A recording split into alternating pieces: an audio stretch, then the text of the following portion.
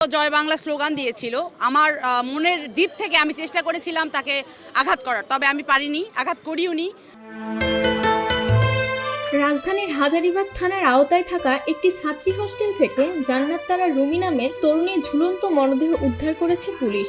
জানা গেছে তিনি জাতীয় নাগরিক পার্টির ধানমন্ডি থানার যুগ্ম সমন্বয়কারী ছিলেন।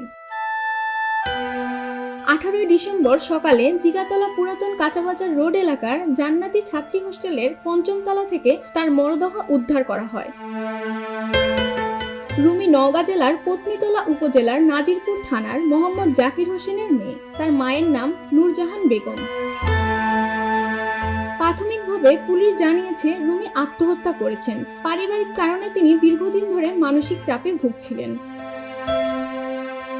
বিষয়টি নিশ্চিত করে হাজারীবাগ থানার ভারপ্রাপ্ত কর্মকর্তা জানান, রুমি এনসিপির রাজনীতির সাথে জড়িত ছিলেন। তার মরদেহ উদ্ধার করে ময়নাতদন্তের জন্য ঢাকা মেডিকেল কলেজ হাসপাতালে পাঠানো হয়েছে।